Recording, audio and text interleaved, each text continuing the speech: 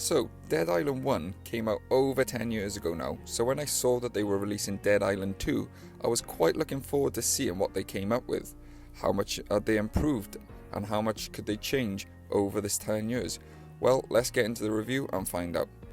Dead Island 2 is based after the events of the first game, and it sees your plane crash into the Hollywood Hills and forces you to find a way to some sort of safety. On your way, you'll meet many weird and wacky characters, some who are trying to survive the apocalypse and others who seem to be living their best life as the world crumbles around them. And there is plenty of different playable characters to pick up who you want, and they all have different strengths and weaknesses. The game mechanics are pretty simple and similar to other games in this genre. You basically go around finding different weapons and fighting different types of zombies who all have various actions and attacks who are trying to eat you in their own special way. As you work your way from mission to mission, you'll come across familiar places in LA County, and the game has a bright and happy aesthetic, even if the world is on fire around you. There is an overall story, but it's pretty broken up, and you also find some random side quests as you explore in different parts of the maps, but they're sort of just like all over the shop, and are kind of more like mini games in my opinion. The animations when you fight the zombies are pretty cool, and as you hit them in different parts of their body, parts of their flesh will fly off and their bones will break depending on what weapons you're using and stuff like that. It's really well done. But if I'm being totally honest, after a while, the zombies just started getting annoying.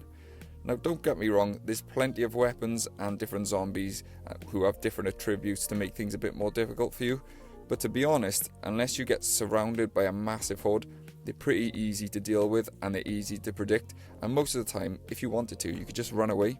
Even as the game gets further in, the zombies level gets higher, but it doesn't seem like it takes any more to defeat them than it did at the beginning of the game. And that goes the same for the levels.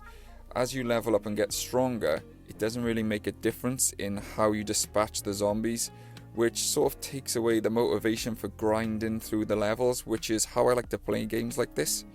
You do get extra perks as you level up, but they didn't really make an awful lot of difference, and they all sort of had a little bit of a similar feel.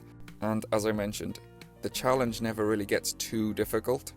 So as you can probably gather, I was a little bit disappointed with this game. There's nothing particularly wrong with it, but it doesn't really do anything new. Actually, I thought the original had way more depth in the gameplay, but that's probably just me. The story is okay, but it never really gets you invested. It's just very middle of the road, and a very middle of the road game, and that's the best way I can describe it, no offense to the developers.